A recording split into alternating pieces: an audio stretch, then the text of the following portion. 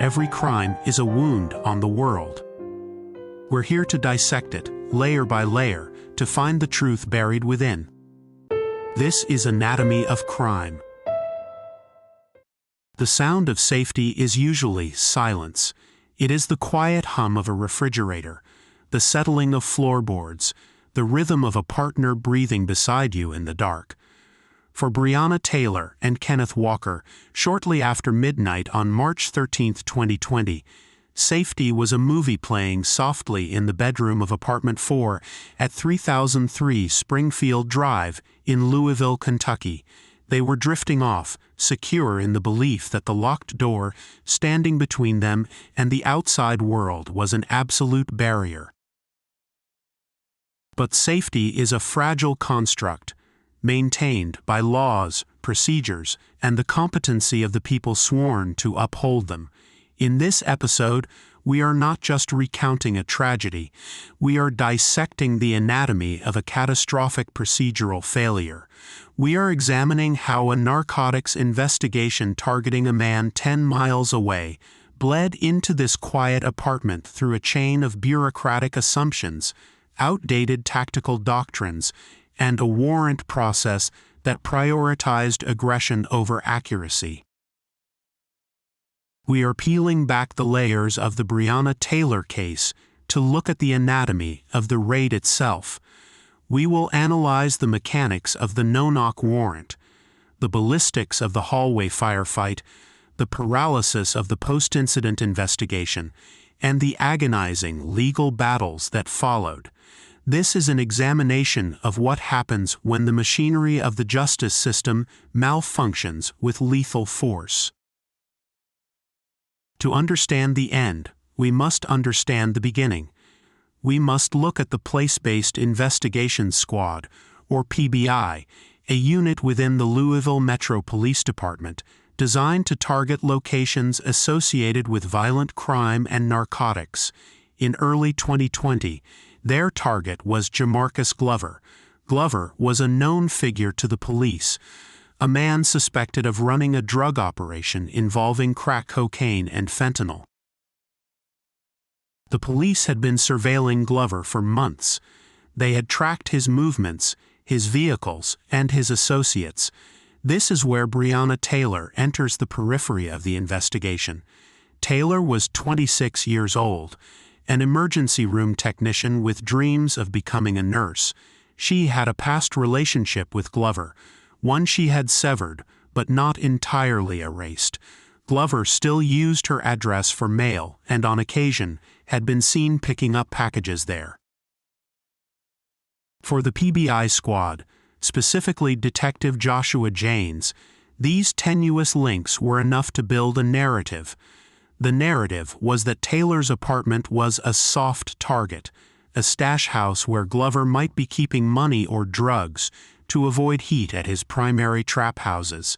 This assumption is the first critical fracture in the anatomy of this case. It is the jump from associate to accomplice without sufficient corroborating evidence. The tool used to bridge this gap was the search warrant. But not just any warrant. Janes applied for a no-knock warrant. This legal instrument allows officers to breach a residence without the traditional requirement of knocking and announcing their presence. The logic is to preserve evidence that might be destroyed and to maintain the element of surprise for officer safety.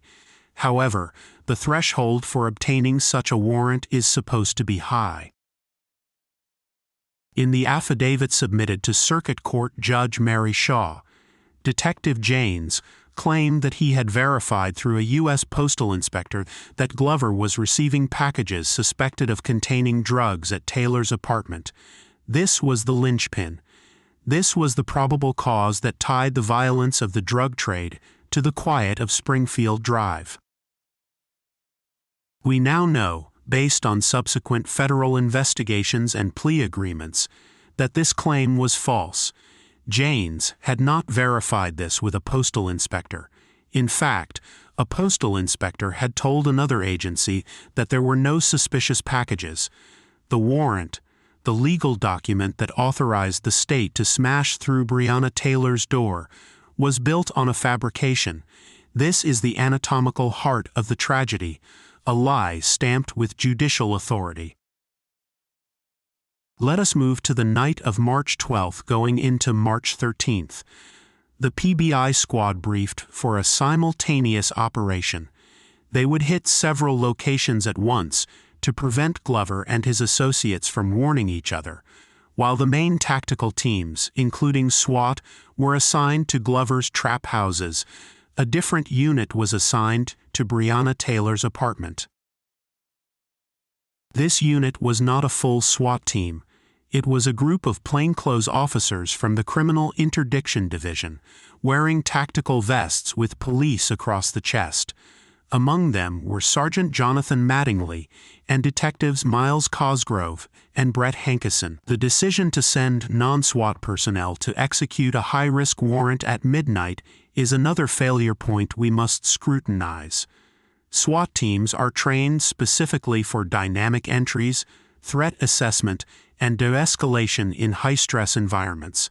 The officers at Springfield Drive were narcotics detectives.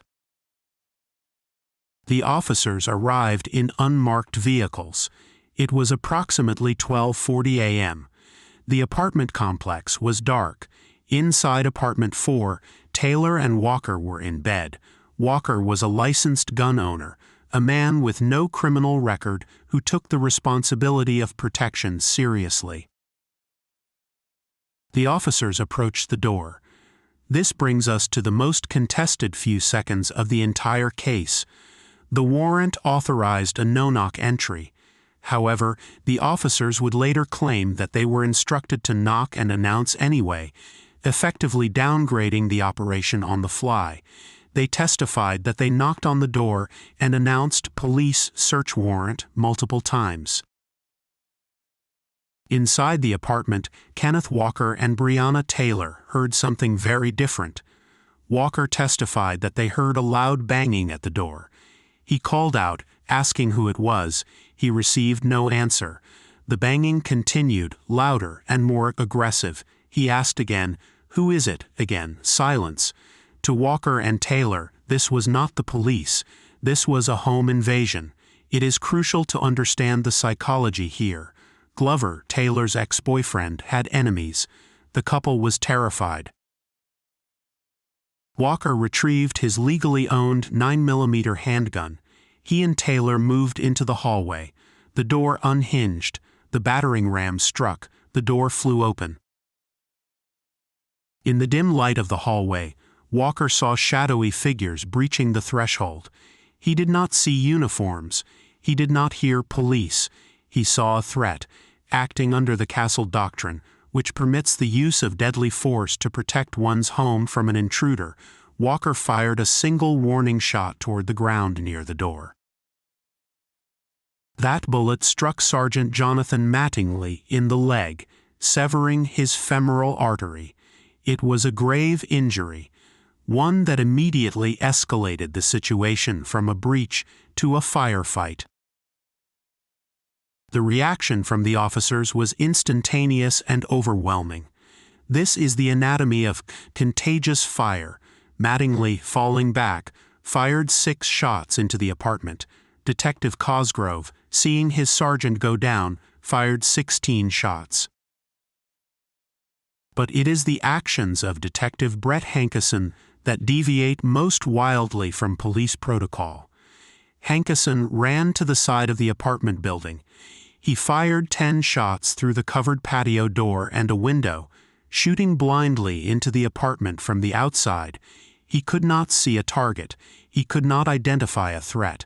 He was firing through blinds and curtains, sending bullets tearing through the living room, the hallway, and even into a neighboring apartment where a pregnant woman and a child were sleeping. Inside the hallway, the air was filled with drywall dust, muzzle flash, and the deafening roar of 32 rounds fired by police. Breonna Taylor was standing beside Kenneth Walker. She was unarmed. She was not the target of the investigation. She was not a threat. 5 bullets struck Breonna Taylor. One shot, fired by Detective Cosgrove, was fatal. It struck her in the chest. She collapsed in the hallway. The shooting stopped as abruptly as it had begun. The silence that followed was broken by Kenneth Walker's voice wailing, calling his mother, and dialing 911. The 911 call is a harrowing piece of evidence. Walker is frantic.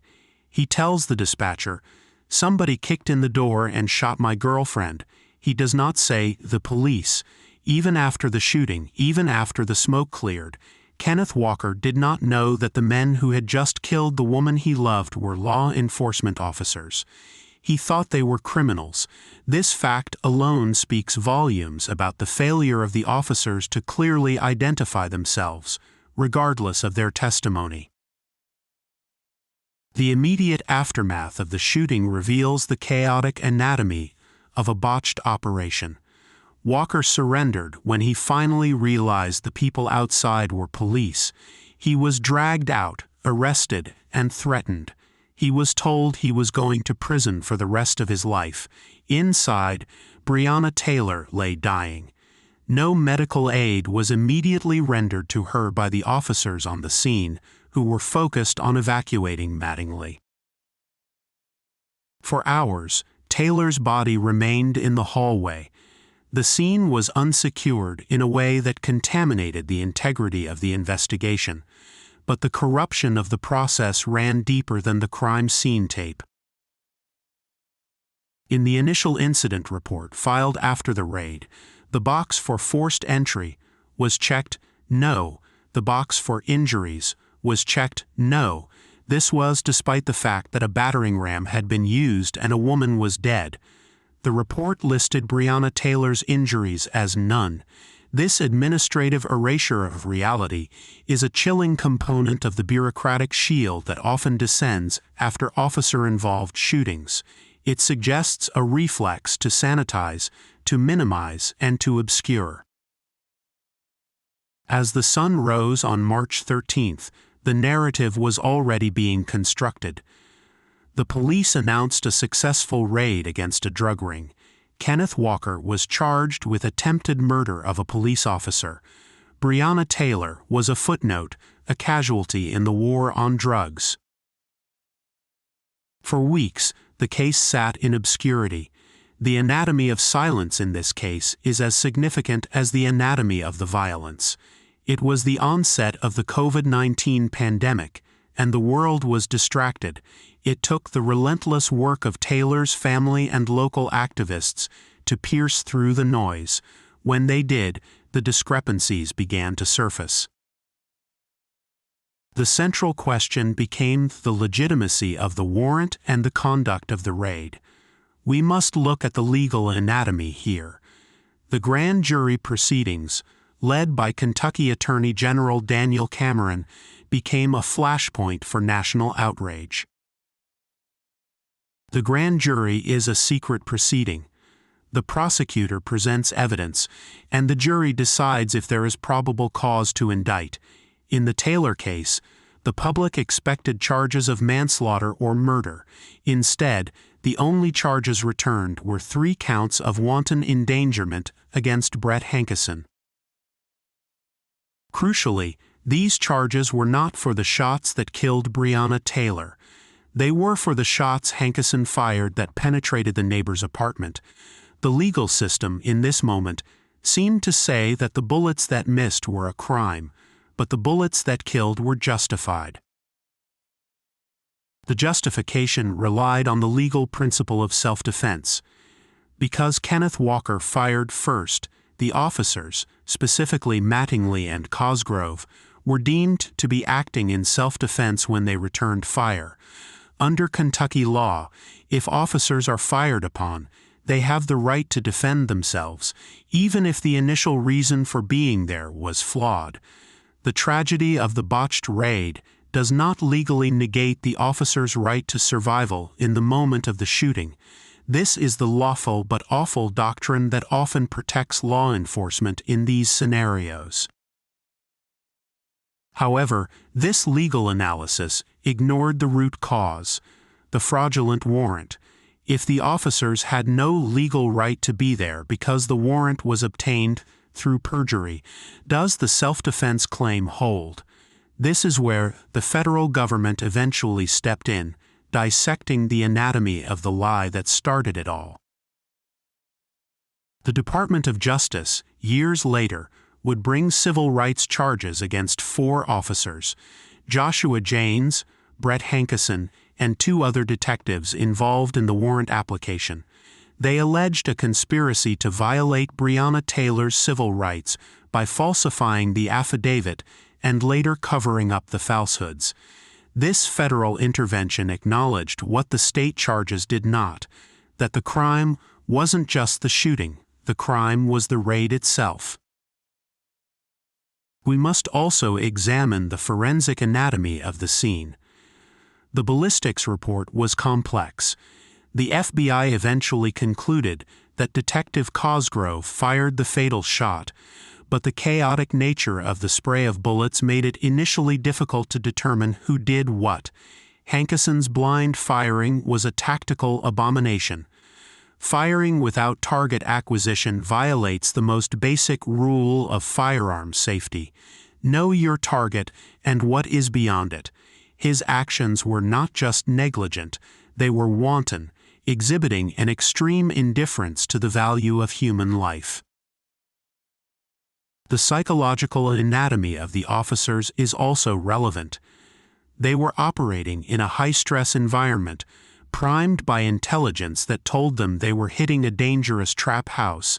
This confirmation bias, seeing threats where there were none, interpreting confusion as aggression, is a recurring theme in botched raids. They expected a drug dealer. They found a sleeping couple, but their tactical mindset could not pivot fast enough to process the reality. Furthermore, let's look at the institutional response. The Louisville Metro Police Department eventually fired Hankison, Cosgrove, and Janes. They banned no-knock warrants in a piece of legislation named Breonna's Law. The city paid a $12 million settlement to Taylor's family. These are the retroactive fixes, the attempts to patch the holes in the system after the damage is done. But money and policy changes cannot reverse the physics of a bullet. They cannot undo the terror of those final moments in the hallway. The anatomy of this case is a roadmap of systemic failure. It shows how the militarization of police, combined with the war on drugs, created a mechanism where a low-level narcotics investigation justified a high-risk paramilitary operation. The use of the no-knock warrant is the critical lesion in this anatomy. Originally designed for extreme hostage situations or terrorism, its use in routine drug busts has skyrocketed in recent decades. It treats citizens as enemy combatants and homes as battlefields. In the Breonna Taylor case, the necessity of the no-knock was a fiction created to make the paperwork easier, to bypass the constitutional requirement of announcing presence and allowing a citizen to open their door. We must also address the racial component. The soft target language used to describe Taylor's home, the assumption that a black woman's apartment was fair game for a tactical breach because of her ex-boyfriend's activities, speaks to a deeper, implicit bias. Would a no-knock warrant have been signed so easily for a residence in a wealthy white suburb based on such thin, unverified intelligence? The statistical data on SWAT raids suggests otherwise. These tactics are disproportionately deployed in minority communities. Kenneth Walker's experience further highlights this divide. He was a victim of a home invasion who defended himself. Yet, his immediate treatment was that of a criminal. He was arrested, interrogated, and charged. It took massive public pressure to have those charges dropped. If the roles were reversed, if a civilian fired on intruders who turned out to be police in a different context, would the assumption of guilt have been so immediate? Walker's actions were textbook self-defense under the Second Amendment, yet he was initially treated as a cop killer. As we analyze the final stages of the legal fallout, we see a system fighting to protect itself. The initial internal investigations were slow. The body camera policy was violated. None of the officers on the raid team had active body cameras, claiming they were plainclothes, though support units arriving later did. This lack of objective footage allowed the officers to coordinate their stories, a phenomenon known as matrixing, where officers subconsciously or consciously align their accounts to fit a justifiable narrative. The federal trial of Brett Hankison resulted in a mistrial and later a conviction on only some counts. The wheels of justice, when they turn against their own, grind with agonizing slowness and often strip the gears. So, what is the final anatomy of the killing of Breonna Taylor? It is not just a story of a bad apple or a singular mistake. It is a composite failure. It is the failure of a detective who lied on an affidavit. It is the failure of a judge who signed a warrant without sufficient scrutiny. It is the failure of a police department that normalized paramilitary raids for nonviolent offenses. It is the failure of officers who fired blindly into the dark. And it is the failure of a legal system that struggled to find a crime in the killing of an innocent woman in her own home. Breonna Taylor was not a suspect. She was not a criminal. She was a citizen sleeping in her bed. Her death forced a reckoning, exposing the lethal consequences of a justice system that values the seizure of evidence over the sanctity of life. The tragedy of Apartment 4 is that it was entirely preventable. If the warrant had been verified, it would not have been issued. If the officers had knocked and waited, Breonna Taylor would have answered the door. If the police viewed the community they served as citizens rather than targets, the tactical approach would have been different. Ultimately, the anatomy of this crime reveals that the danger did not come from inside the apartment. The danger came from the very institutions designed to protect it.